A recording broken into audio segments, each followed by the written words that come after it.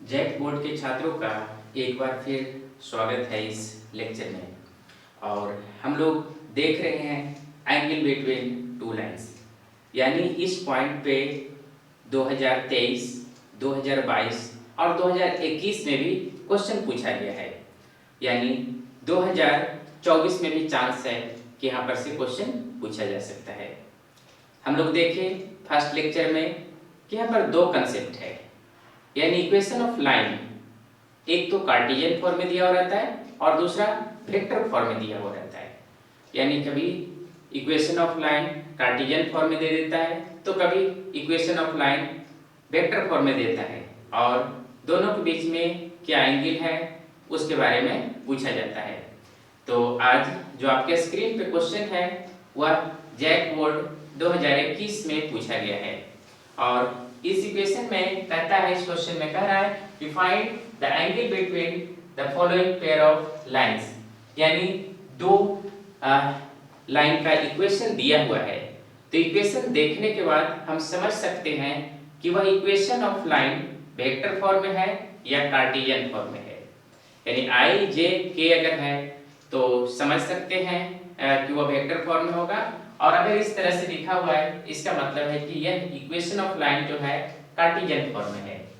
तो Cartesian form में formula जो हमारा होता है एक बार फिर से लिखते हैं, cos theta equal to magnitude a1 a2 plus b1 b2 plus c1 c2 और divided by under root a1 का स्क्वायर प्लस b1 का स्क्वायर प्लस c1 का स्क्वायर। यानी जितना ज़्यादा टाइम्स आप फार्मूला लिखेंगे उतना ही आपको ज़्यादा याद रहेगा।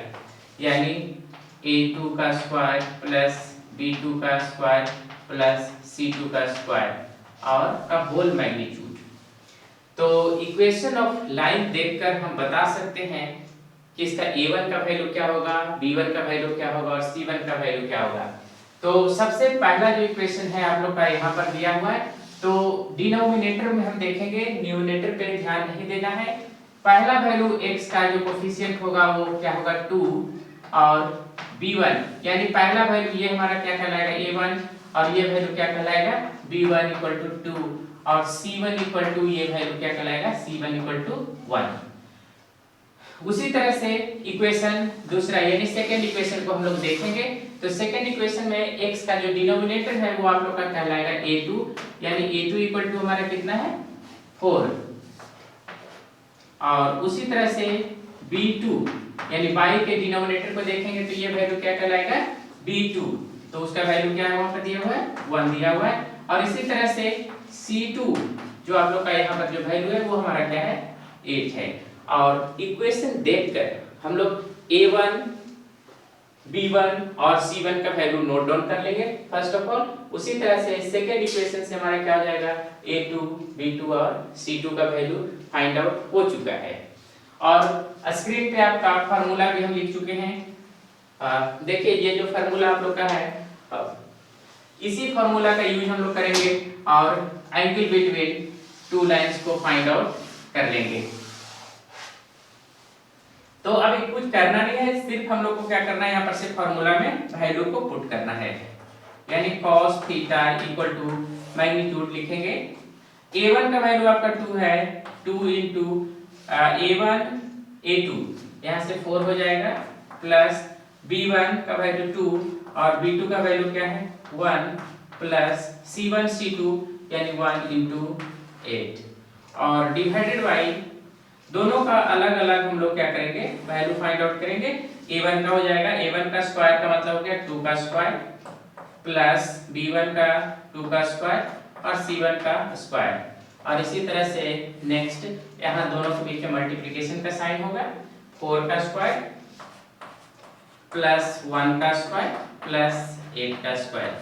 सारे वैल्यू को हम लोग कैलकुलेट करेंगे और cos थीटा इक्वल टू यहाँ पर से लिखेंगे, यहाँ पर से 4 इंटू 2 8 हो जाएगा, और 2 इंटू 1 हमारा 1 हो जाएगा, सॉरी 2 हो जाएगा, और यहाँ पर से हमारा 1 इंटू 8 प्लस 8 हो जाएगा।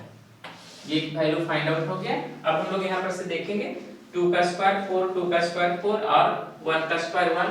तो इस तरह से लिख सकते हैं 4 + 1 इंटू, और यहाँ पर से हो जाएगा 16 + 1 का square 1 + 64।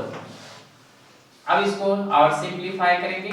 cos theta equal to हमारा हो जाएगा, ऊपर से हमारा क्या हो जाएगा 18 हो जाएगा, और यहाँ पर से देखिए √9 और इंटू ये हमारा हो जाएगा 64 + 4 हमारा ये 10 और 11 और 6 +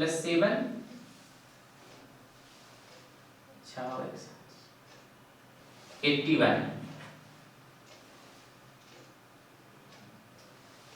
81 ही होगा ना? ठीक है।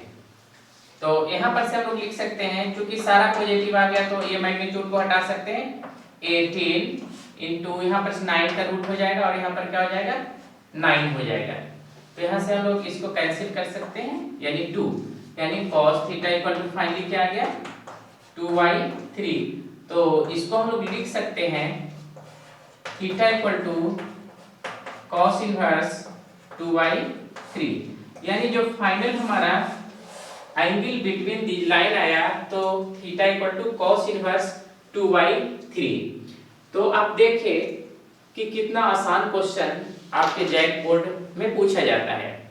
अगर थोड़ा सा मेहनत करते हैं और प्रैक्टिस कर लेते हैं कुछ क्वेश्चन पे, तो 100% चांस है कि ऐसा क्वेश्चन आपसे बन जाएगा और आपका जो मार्किंग है 12th में खासकर मैथमेटिक्स में इंक्रीज कर जाएगा। तो कंटिन्यूअस हम कुछ पॉइंट पर बात करते रहेंगे जो आपके जैक बोर्ड 2024 के लिए इम्पोर्टेंट है। तो हमारे चैनल के साथ आप बने रहें। हम अब नेक्स्ट कंसेप्ट लेकर आएंगे 3D का, कि वहाँ से किस तरह का क्वेश्चन पूछा जाता है, क्या फॉर्मूला आपको पता होना चाहिए, क्योंकि कुछ विद्यार्थी का डायरेक्शन कोसाइन डायरेक्शन रेशियो में प्रॉब्लम हो रहा है।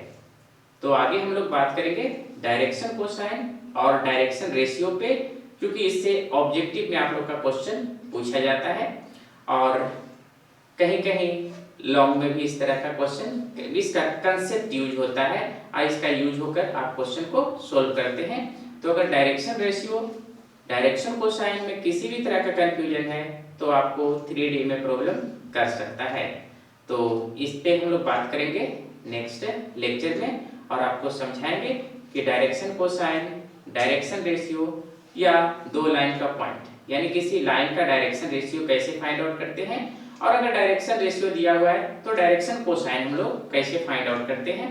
और ये दोनों के हेल्प से भी हम लोग आगे कुछ प्रॉब्लम सॉल्व करेंगे ताकि आपको आसानी से समझ में आ जाए। तो फिर मिलेंगे नेक्स्ट लेक्चर में। हाँ, एक बात और ध्यान दीजिएगा कि चूंकि इस पॉइंट पे हम 4 लेक्चर बनाए हैं। सबसे पहला लेक्चर जो था आप लोग का फॉर्मूला हम बताए हैं, दूसरे लेक्चर में 2023 के क्वेश्चन को सोल्व किए हैं, उसके नेक्स्ट लेक्चर में 2022 के जो जैक बोर्ड में आप लोग का एग्जामिनेशन में आया उस पर बात किए हैं, उसको सोल्व किए हैं। और अभी जो आप लेक्चर देख रहे हैं यह चौथा लेक्चर है जो 2021 में जो क्वेश्चन आया था उसका सॉल्यूशन हम किए हैं। और ये चारों वीडियो का लिंक इस के डिस्क्रिप्शन बॉक्स में दिया हुआ है। तो अगर आप पहले की वीडियो नहीं देखें तो आप डिस्क्रिप्शन बॉक्स के लिंक पर जाकर क्लिक करके ये सारे वीडियो को देख सकते हैं। तो फिर मिलेंगे नेक्स्ट लेक्चर में, तब तक के लिए